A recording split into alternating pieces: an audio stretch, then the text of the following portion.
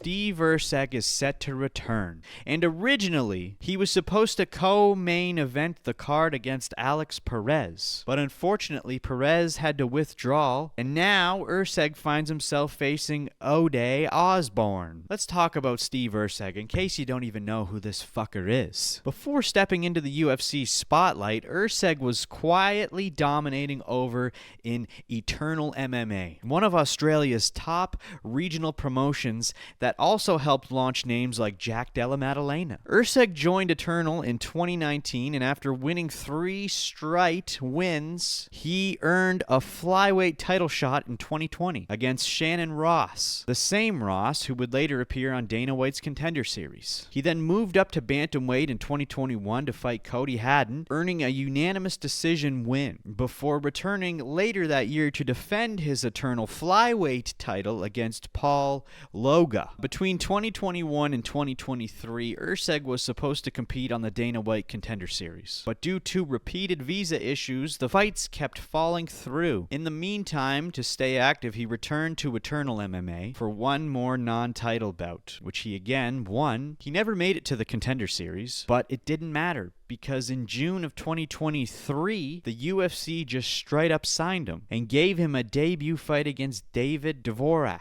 Then in November, he fought Alessandro Costa and earned another decision win. But the big breakout came in March 2024 when he knocked out Matt Schnell with a clean right hand that earned him yet another Performance of the Night bonus. That win bumped him up to rank number 10 in the rankings, just 3 fights into his UFC career.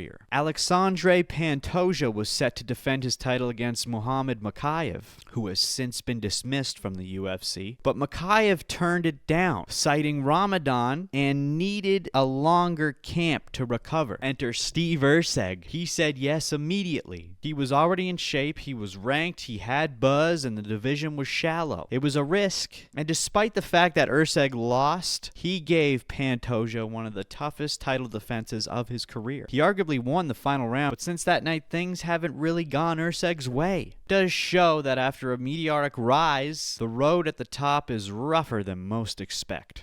Which brings us back to Ode Osbourne. If he can get a clean dominant win here, it might just relight that fire and get him back on track toward the title conversation, or at least back in the win column, which is exactly what Erceg needs right now. Do you think Steve Erceg was rushed too quickly to the top? And if Erceg loses to Osbourne, is the hype train done? Let me know in the comments. I need to know your answers, motherfucker. Watch this full episode of the Dynamite Gizmo podcast by clicking the link in bio.